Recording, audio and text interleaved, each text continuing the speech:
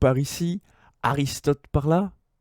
Finalement, est-ce que c'est pas dans les meilleurs Platons qu'on fait la meilleure soupe?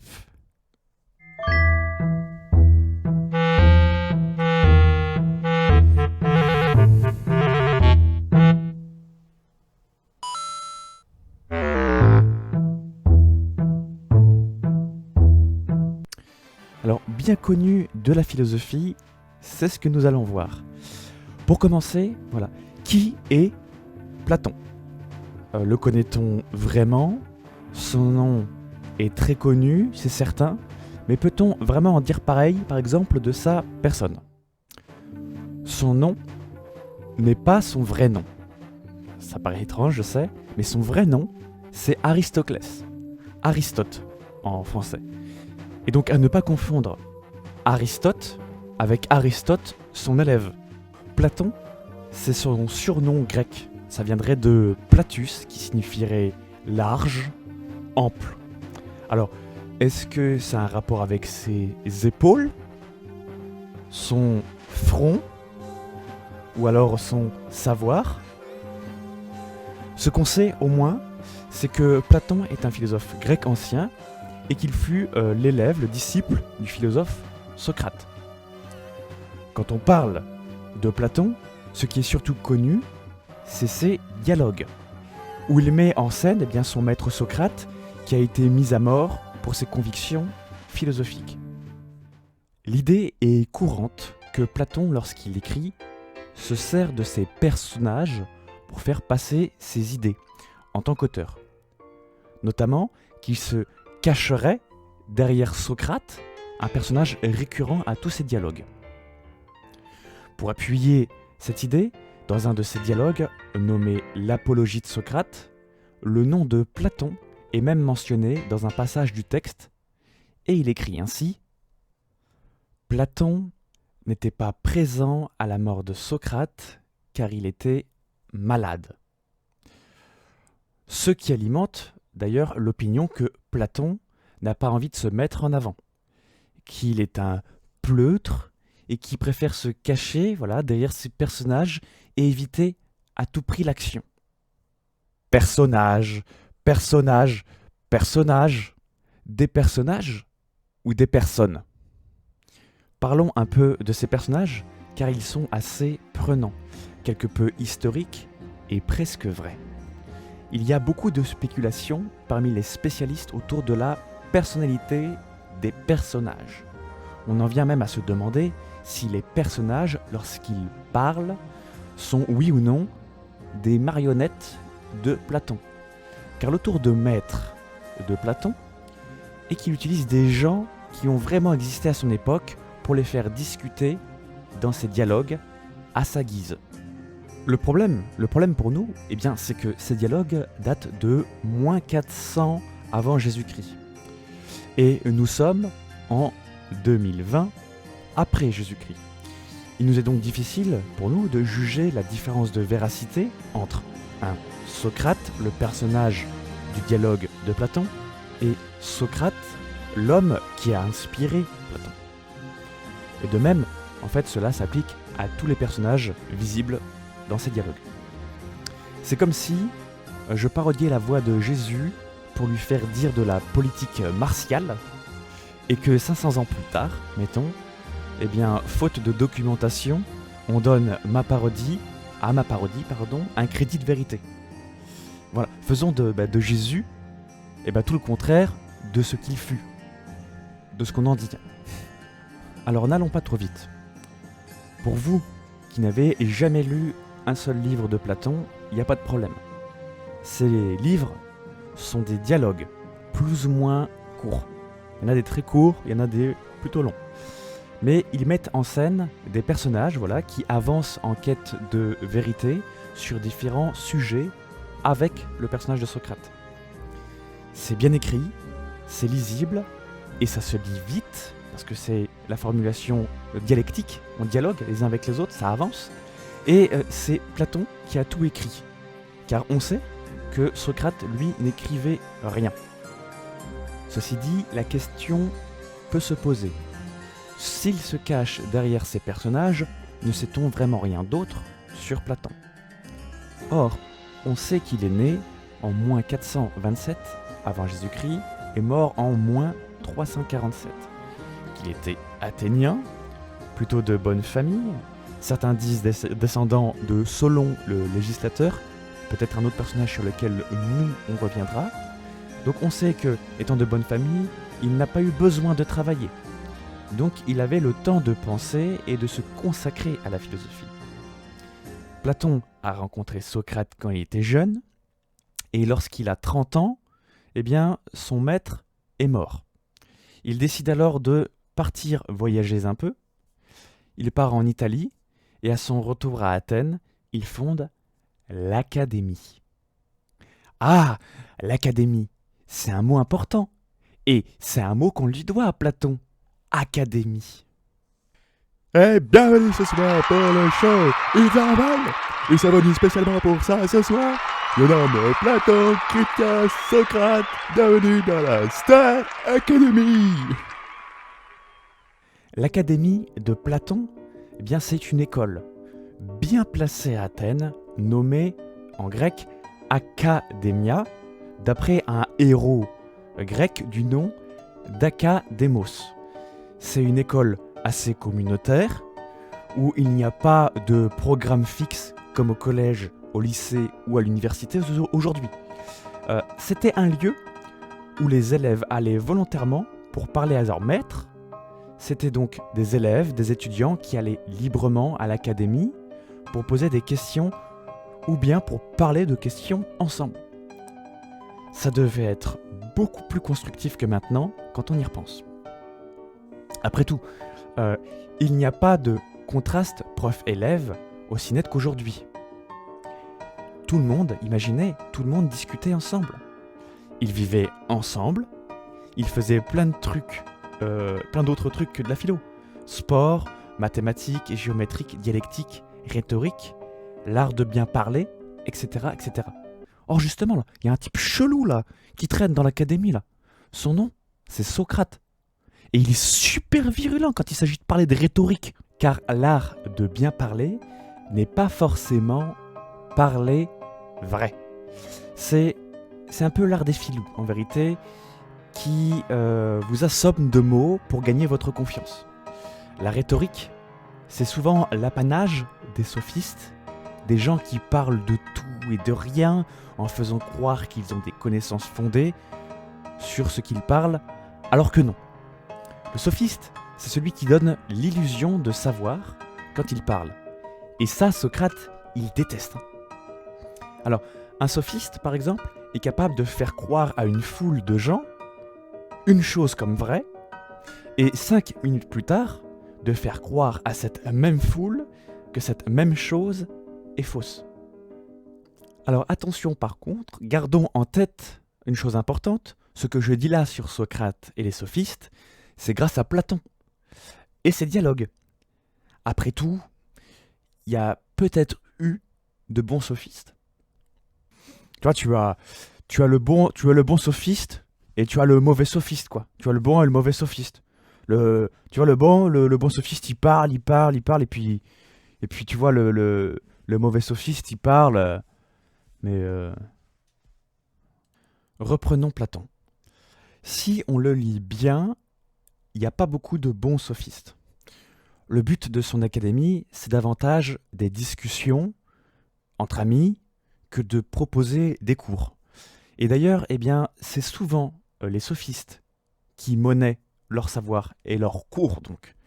Et ça donne bien à voir ce qu'est la philosophie. Attends là, mais la philosophie, c'est un truc de pauvre! La philosophie, ce n'est pas de la pure réflexion. C'est aussi du vivre ensemble, c'est du bien vivre, et surtout, c'est du pratique. C'est de l'action. D'ailleurs, et là c'est très drôle, Platon met en pratique. Il va à l'époque à Syracuse, une ville connue pour son tyran. Il va pour parler aux dirigeants afin que ce dernier apprenne la philosophie pour qu'il gouverne mieux sa cité. C'est gonflé quand même. Bon, ça marche pas. Il revient à Athènes, encore en vie. Mais c'est pas fini. Quand le fils hérite du trône de Syracuse, le Platon, il y retourne. Bon, ça marche pas non plus. tel père, tel fils. Alors il faut dire ce qui est. Il est quand même courageux, ou naïf, Platon. Il espérait changer les hommes, et ça prouve bien sa volonté de changer le monde. Or, il n'était pas tout seul, heureusement, tu peux pas faire ça tout seul. L'Académie d'ailleurs était son soutien, et Socrate était son modèle. Alors oui, je parle beaucoup de Socrate, c'est vrai, mais c'est qu'il est difficile de parler de Platon sans parler de Socrate. Socrate a été condamné à mort par sa ville, parce qu'il allait et venait dans les rues d'Athènes, parlant et questionnant avec tout le monde sur ce qui est de la vertu. C'était un bon gars en fait, qui était toujours là à vous demander si vos connaissances que vous aviez, quelles qu'elles soient, si elles étaient solides. Tu parles de vertu, mais c'est quoi la vertu ? Tu me casses les couilles avec tes questions. Alors pour la petite histoire, eh bien ça lui viendrait de sa mère qui était sage-femme, donc elle faisait accoucher les femmes, et Socrate, lui, eh bien il se disait accoucheur des esprits. Pour avoir des connaissances d'un sujet, il ne va jamais dire, par exemple, moi je sais, c'est comme ça qu'il faut parler des choses, mais voilà, mais plutôt par le moyen du questionnement intense des autres, et il parvient à définir ensemble, voilà, des choses avec son interlocuteur. Il avait peut-être, on pourrait dire, une idée derrière la tête, mais c'était sa manière. D'accord, mais cela ne nous dit pas d'où vient la réputation et la grandeur de Platon en philosophie, car il y a pourtant eu des philosophes avant Platon. Et d'ailleurs, on parle de présocratique en philosophie. Platon, bien sûr, il doit son titre notamment au moyen de ses dialogues. Car dans ces dialogues, il a réuni pas mal de grands thèmes de philosophie. D'ailleurs, on pourrait se questionner peut-être que Platus, ample, vient de ça. Et donc de les avoir réunis dans un seul système qui, par la suite, eh bien, d'un soutien historique, ces textes sont repris, recopiés, etc. Et on repensera d'ailleurs à notre Marcille Ficin. Mais alors, où est-ce que je veux en venir avec mes personnes, mes personnages et leur réalité, ou où est-ce que je veux en venir quand je parle bien de l'Académie et de Socrate, et qu'on distingue parler bien de parler vrai, la philosophie avec la sophistique. Et bien justement, le truc important en lisant Platon, c'est de se savoir s'il faut suivre la vérité ou le relativisme, et donc au final, comment mieux vivre le rapport à la vérité. En France, on parle souvent d'esprit cartésien ou de Descartes, car c'est le penseur du doute. Le doute permet de s'opposer à la certitude qui fige, qui ferme la réflexion, et d'ailleurs qui doute, paradoxalement, permet l'accès à la connaissance. Aujourd'hui encore, on peut entendre un petit peu partout qu'il y a ce droit aux vérités avec un S, des vérités, au nom du respect des différences, et que la vérité absolue bien n'existe tout simplement pas. Soit. Mais d'où vient alors cette idée d'une vérité absolue ? La vérité comme valeur absolue, c'est ce qu'on a hérité de Platon. Il y a une vérité, selon lui, et en plus, elle est accessible à qui questionne. Et je suis d'ailleurs toujours épaté, moi, en lisant Platon, que cette idée de vérité unique est encore très sulfureuse aujourd'hui, très d'actualité. Même aujourd'hui, car on comprend aisément que la vérité, c'est aussi un enjeu de pouvoir. Et ça tombe bien, car c'est l'objet des dialogues de Platon. En se cachant, l'auteur permet au lecteur de s'identifier ou bien à Socrate, ou bien à son interlocuteur, et de chercher ensemble la vérité sur un sujet. Car il y a un problème, pour Platon, c'est le relativisme. Car la vérité passe de facto au second plan. De fait, pour Platon, le relativisme est problématique parce qu'il est séditieux. Il est source de troubles tant internes à l'intérieur de soi que politiques à l'extérieur. Alors que la vérité, elle est apaisante. Or, selon l'auteur, il y a des choses qui existent et qui sont vraies, c'est les idées, et elles ne changent pas. Ce sont des concepts immuables sur lesquels on est d'accord, sur lesquels on peut tomber d'accord. Mais il arrive que certains jouent avec des formes, les formes des choses, en les faisant passer pour des idées, et c'est là un grave problème pour Platon. Pour mieux comprendre le problème, Platon nous présente autrement la chose, c'est ce que l'on nomme l'allégorie de la caverne. Alors pour vous résumer la chose, il raconte en vérité l'histoire d'un groupe de personnes qui sont enfermées dans une caverne, et ces gens regardent des formes qui sont en fait des ombres projetées sur le mur. Et les gens qui regardent ces ombres, ils pensent que c'est ça les vraies choses, le monde réel, puisqu'ils n'ont que ça face à eux. Sauf qu'un jour, quelqu'un se lève et se retourne. Il voit alors que ce ne sont que des ombres projetées. Alors ni une ni deux, il sort de la caverne, et cette personne va donc rentrer dans le monde vrai. Voir les vraies plantes d'abord, l'herbe, puis lever un peu la tête et voir les vrais arbres, et pas juste les ombres des choses. Et ensuite il va encore lever la tête, il va voir le ciel et le soleil. Ça va l'aveugler, c'est tellement fort comme lumière, comparé au feu de la caverne, donc il lui faut du temps pour digérer toutes ces informations. Et puis après, petit à petit, une fois que dans son esprit ça s'est remis en place, il se rend compte que ce qu'il voit est vrai.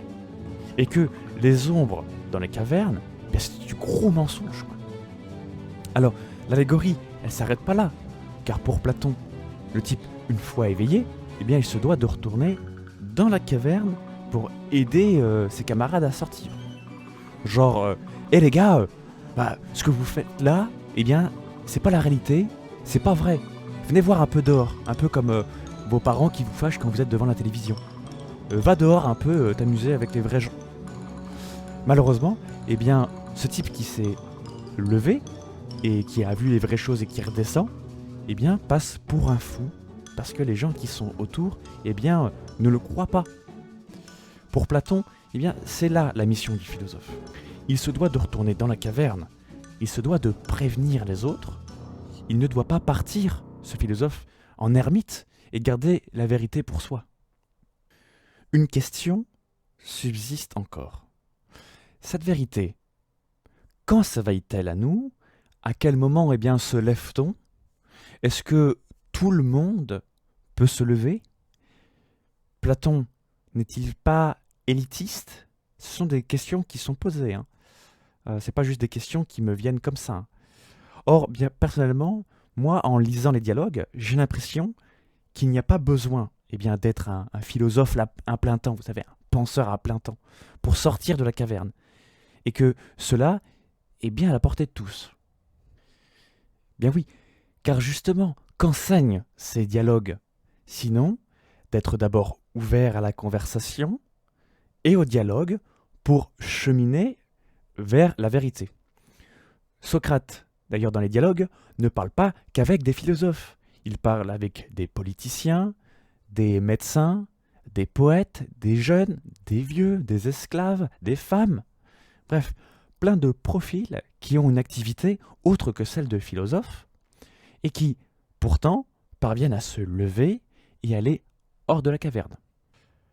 Et aussi, j'aimerais qu'on soit vigilant sur une petite dernière chose.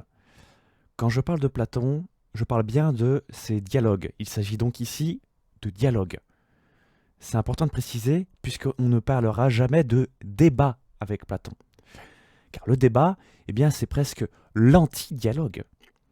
Un débat, c'est un échange de coups verbal, où chacun campe sur ses positions, là, hop, et il suffit d'ailleurs d'allumer la télévision aujourd'hui, pour voir s'agiter les sophistes et leurs marionnettes. Le débat est toujours profondément destructeur, alors que le dialogue, lui, est toujours constructeur. Deuxième point, l'erreur serait aussi de faire de Platon un philosophe de la pensée unique, soutenant une vérité comme la vérité, à la façon par exemple d'une religion ou d'une dictature qu'il faudrait suivre en dépit de directives et d'ordres que nous on ne comprendrait pas. Ce qui est donc intéressant chez Platon, eh bien, c'est que nous n'avons pas affaire à une quête de certitude. D'après lui, la chose la plus vraie, c'est le bien, le beau, la vérité, c'est vrai, mais celle que nous recherchons, nous-mêmes. Il ne dira jamais, lui, ce que c'est que le bien. Et qu'il faut même se méfier d'ailleurs des gens qui pensent savoir ce qu'est le bien. L'essentiel d'un dialogue de Platon, c'est d'avancer dans la réflexion en visant une vérité, mais qui ne sera sans doute jamais saisissable. Jamais. Ainsi, Platon, par l'art de dialoguer, eh bien, nous redonne simplement le goût de la vérité.